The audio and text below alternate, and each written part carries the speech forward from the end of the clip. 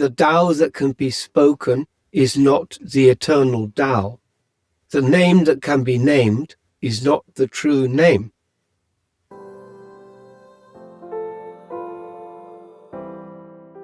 Hello and welcome back to 22 Steps into Spirituality based on Ancient Freemason Wisdom with Chris Earnshaw. My name is Philipp, and like every episode, this is not only for Freemasons, this is open for everyone who is interested in very practical, hands-on advice based on the life experience of Chris. And you have an introductory video. If this is the first thing you're watching, we have 22 videos, and step by step, it's a mental journey through the temple and for the first 3 degrees. And with this, I try to be silent and listen to Chris. Hello and welcome back, Chris. Thank you very much. So today, the title of Lesson 7 is about the hidden name.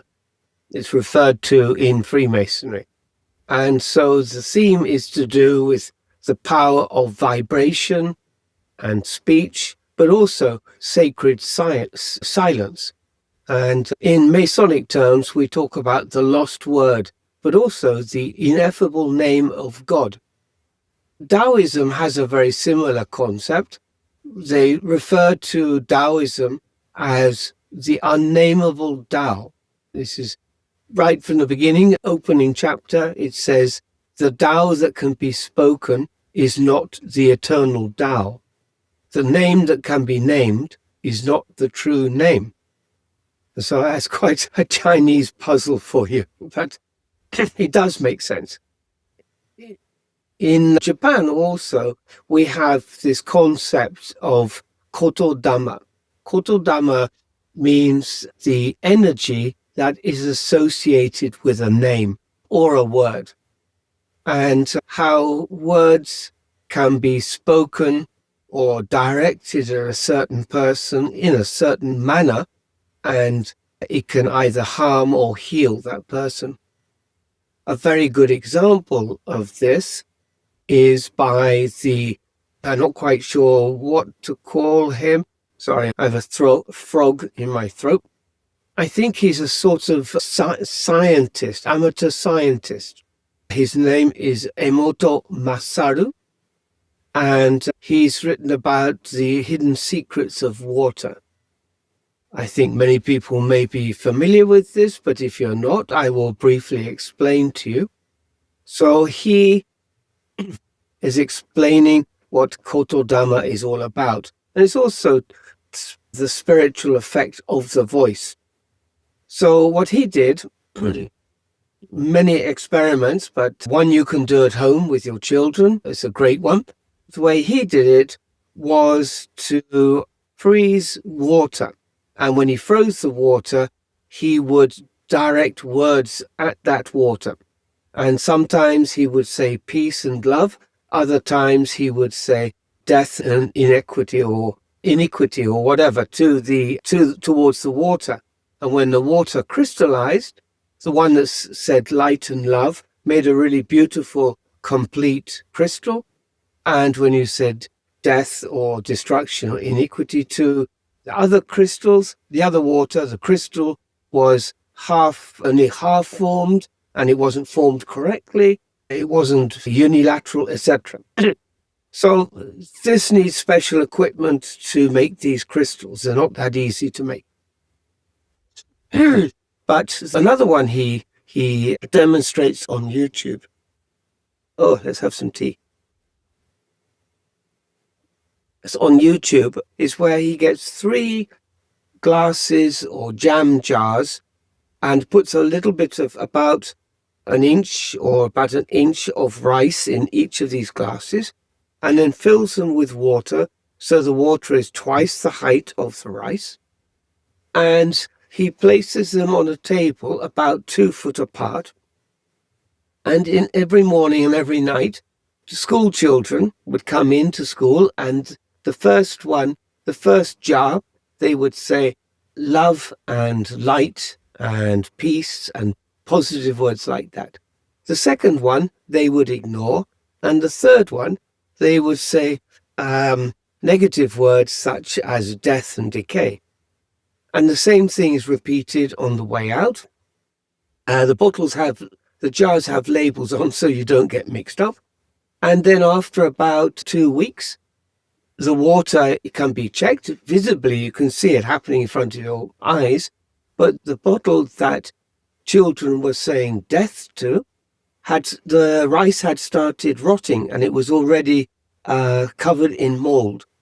And the control rice in the middle, nothing had happened to it. And the rice that people were saying light and love to had started fermenting, and that you could smell the smell of alcohol, like sake. And that is the difference between the words, same rice, same position, everything's the same, but the words are different. And this is partly of what this chapter, lesson 7, the hidden name, is about. So we're talking about speech and the energetic vibration of words. So in Freemasonry, the lost word is very important. There are many theories as to what the lost word is. Many people, I would say the majority, would say that it is the true name of God. In the Bible, God says, I am that I am. And that is being used as the true name of God. But with the death of our Grandmaster Hiram Abiff, we believe that this true name, the word of power, in other words, has lost. Well, I don't think it's lost in the ordinary sense, but it's hidden in the ritual until the seeker is ready to identify it. Words are rather like mantras. They're also known as seed syllables, and they are often used to align rather than to explain concepts.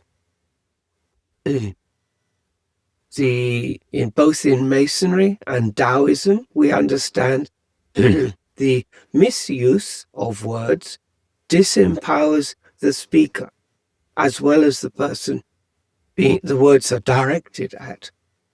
Honoring the truth and stillness and vibration inside you awakens the deeper self, and that the true word is not so much a sound, but is a state of being.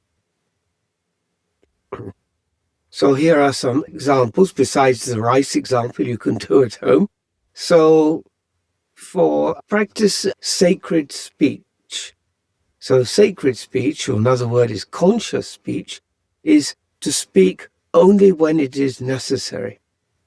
Secondly, to pause between each sentence. As in Socrates said, that before you speak, you should always ask yourself whether what you're about to say, whether it is true, whether it is necessary, and whether it is kind. Confucius had a similar exercise for people. He said at the end of the day, you should reflect on whether your words built your energy or scattered your energy. And he had this exercise called Sang Xing. It's to examine yourself 3 times. So at the end of the day, you would ask yourself, have I been disloyal to my friends? Have I been untrustworthy?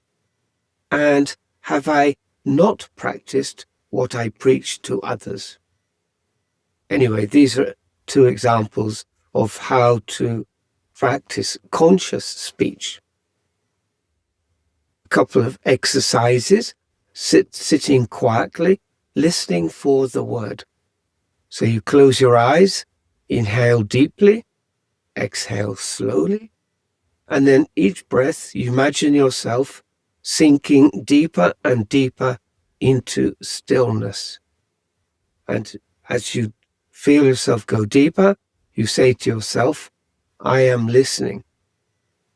So do not expect a word or a message, but just be quiet enough to hear the inner sound, the sound that is behind all sound, the resonance of your presence.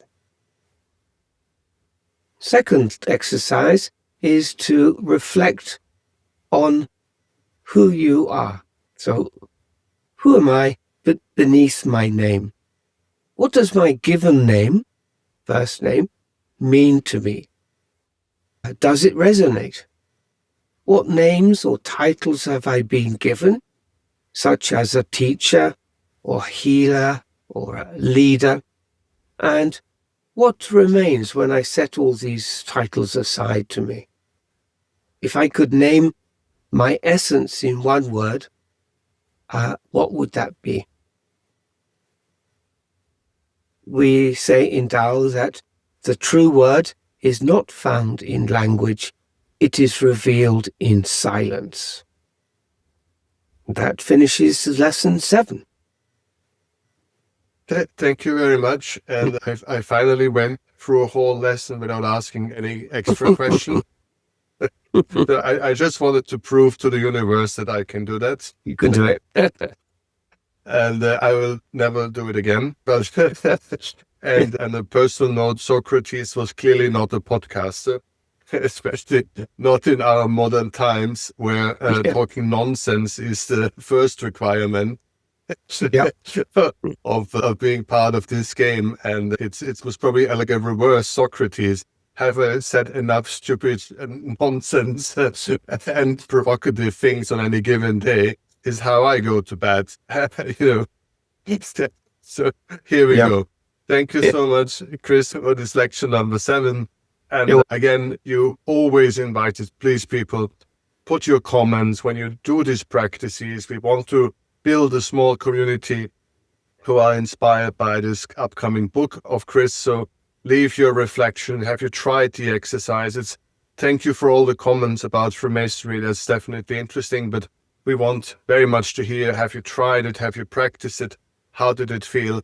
Because this is what actually we are talking here about. There are other podcasts where we more generally talk about Freemasonry, maybe Illuminati or whatever. Thank you so very much, Chris. And thank you to all of you being part of this series. Thank you. You're welcome. Bye.